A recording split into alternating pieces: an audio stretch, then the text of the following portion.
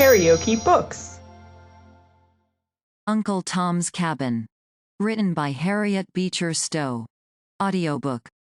Chapter 2. The Mother. Eliza had been brought up by her mistress, from girlhood, as a petted and indulged favorite. The traveler in the South must often have remarked that peculiar air of refinement, that softness of voice and manner, which seems in many cases to be a particular gift to the quadroon and mulatto women. These natural graces in the quadroon are often united with beauty of the most dazzling kind, and in almost every case with a personal appearance prepossessing and agreeable. Eliza, such as we have described her, is not a fancy sketch, but taken from remembrance, as we saw her, years ago, in Kentucky. Safe under the protecting care of her mistress, Eliza had reached maturity without those temptations which make beauty so fatal an inheritance to a slave. She had been married to a bright and talented young mulatto man, who was a slave on a neighboring estate, and bore the name of George Harris. This young man had been hired out by his master to work in a bagging factory, where his adroitness and ingenuity caused him to be considered the first hand in the place. He had invented a machine for the cleaning of the hemp, which, considering the education and circumstances of the inventor, displayed quite as much mechanical genius as Whitney's cotton gin. He was possessed of a handsome person and pleasing manners, and was a general favorite in the factory. Nevertheless, as this young man was in the eye of the law not a man, but a thing, all these superior qualifications were subject to the control of a vulgar, narrow-minded, tyrannical master. This same gentleman, having heard of the fame of George's invention, took a ride over to the factory, to see what this intelligent chattel had been about. He was received with great enthusiasm by the employer, who congratulated him on possessing so valuable a slave. He was waited upon over the factory, shown the machinery by George, who, in high spirits, talked so fluently, held himself so erect, looked so handsome and manly, that his master began to feel an uneasy consciousness of inferiority.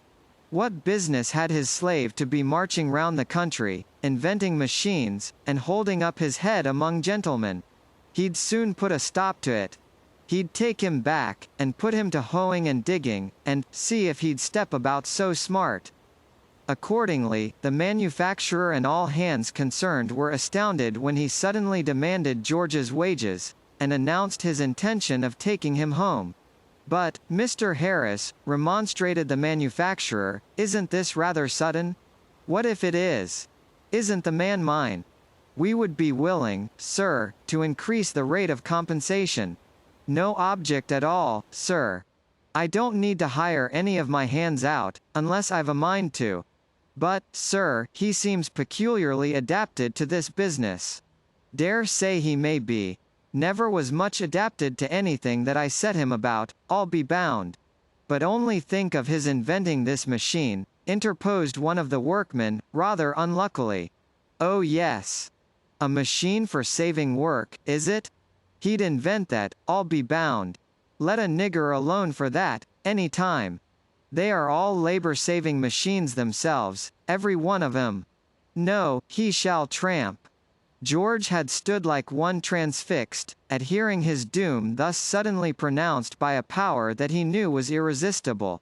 He folded his arms, tightly pressed in his lips, but a whole volcano of bitter feelings burned in his bosom, and sent streams of fire through his veins. He breathed short, and his large dark eyes flashed like live coals, and he might have broken out into some dangerous ebullition, had not the kindly manufacturer touched him on the arm, and said, in a low tone, "Give way, George. Go with him for the present. We'll try to help you, yet." The tyrant observed the whisper, and conjectured its import, though he could not hear what was said, and he inwardly strengthened himself in his determination to keep the power he possessed over his victim. George was taken home, and put to the meanest drudgery of the farm. He had been able to repress every disrespectful word, but the flashing eye, the gloomy and troubled brow, were part of a natural language that could not be repressed, indubitable signs, which showed too plainly that the man could not become a thing.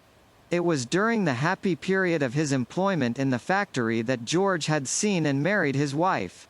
During that period, being much trusted and favored by his employer, he had free liberty to come and go at discretion.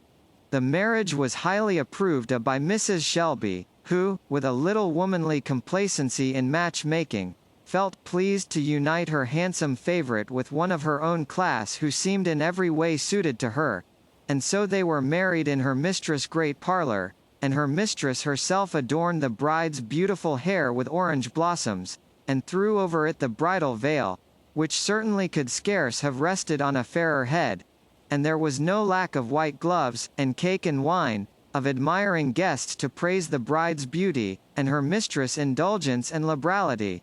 For a year or two Eliza saw her husband frequently, and there was nothing to interrupt their happiness, except the loss of 2 infant children, to whom she was passionately attached, and whom she mourned with a grief so intense as to call for gentle remonstrance from her mistress, who sought, with maternal anxiety, to direct her naturally passionate feelings within the bounds of reason and religion.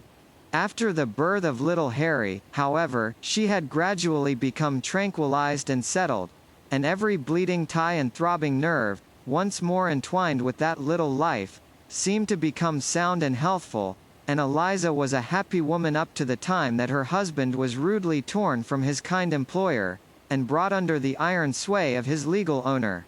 The manufacturer, true to his word, visited Mr. Harris a week or 2 after George had been taken away, when, as he hoped, the heat of the occasion had passed away, and tried every possible inducement to lead him to restore him to his former employment.